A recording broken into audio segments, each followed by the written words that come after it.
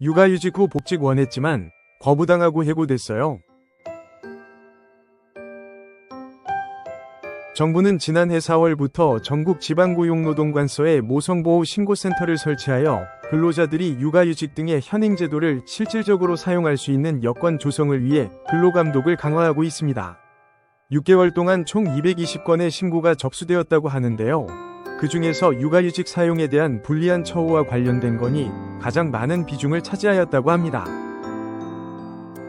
사업주는 임신 중인 여성 근로자가 모성을 보호하거나 근로자가 만 8세 이하 또는 초등학교 2학년 이하의 자녀를 양육하기 위하여 휴직을 신청하는 경우 이를 허용해야 할 의무가 있습니다. 근로자가 육아휴직 개시 예정일로부터 30일 전까지 그 신청서를 작성하여 제출하였음에도 사용자가 이를 허용하지 않을 경우 근로자는 사용자를 노동관서에 신고할 수 있고 사용자는 관련 법령에 따라 500만 원 이하의 벌금에 처해질 수도 있습니다. 사용자는 육아휴직을 이유로 근로자에 대하여 해고나 그 밖의 불리한 처우를 할 수 없고 근로자가 육아휴직 중이라면 사업을 계속할 수 없는 경우가 아닌 한 어떠한 이유로도 해당 근로자를 해고할 수 없습니다. 나아가 사용자는 근로자가 육아휴직을 마치면 휴직 전과 같은 업무 또는 같은 수준의 임금을 지급하는 직무에 복귀시켜야만 합니다. 그렇다면 근로자가 당초의 육아휴직 종료일보다 더 빨리 복직하고자 하는 경우에는 어떨까요?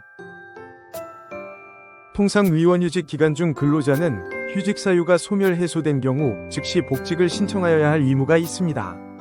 다만 사용자는 근로자의 육아휴직으로 인해 발생한 공백을 메우기 위하여 인력 재배치, 대체 인력 채용 등 필요한 조치를 하였을 것이므로 근로자가 시행령에서 규정하고 있는 사유외의 이유로 조기 복직을 요청하는 경우에는 해당 요청을 거절할 수도 있습니다.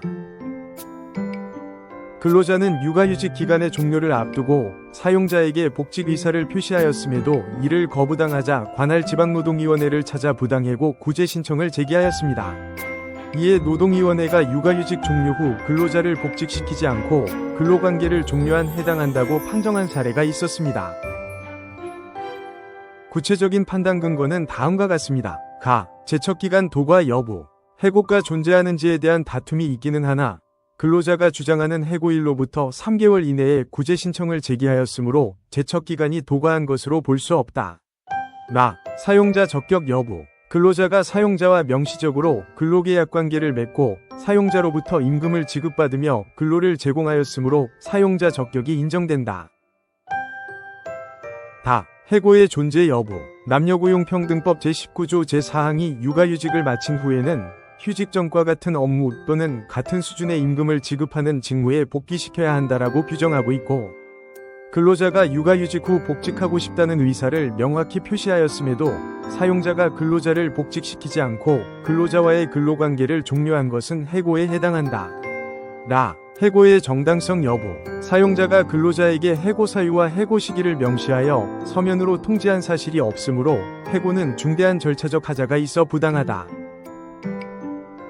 초심의 판정단은 해고가 없었다고 주장하는 사용자에 대하여 근로자가 사직서를 제출하지 않은 점, 사용자에게 분명히 복직 의사를 말한 점, 육아휴직 종료 후 육아휴직 사후 지급금을 받아야 하는 상황으로 스스로 퇴사할 이유가 없는 점 등에 비추어 볼 때 해고는 존재한다고 보았는데요.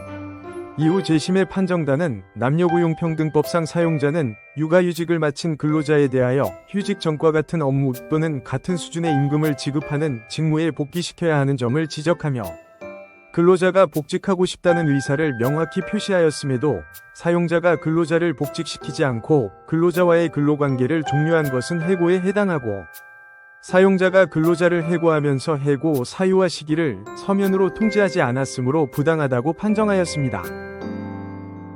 노무법인 로엔이 함께하겠습니다. 육아휴직은 법적으로 보장된 근로자의 권리임에도 일부 기업에서는 육아휴직을 사용한 근로자에게 원직 복직 거부, 대기 발령 및 전직과 같은 부당한 인사 조치를 행하기도 하는데요. 이런 경우 관련 전문 지식과 다양한 경험 지식을 갖춘 전문가의 조언을 들어보는 것이 문제를 해결해 나가는데 효과적인 방법인 바 노무법인 로엔과 함께하시길 권해드립니다. 부당해고 구제 신청 전 꼭 해보세요. 노무법인 로엔이 직접 개발한 무료 해고 확률 계산기로 나의 부당해고 사건의 승소 확률을 알 수 있습니다. 자세한 방법은 해고 확률 계산기 사이트 파시브로에서 확인하시기 바랍니다.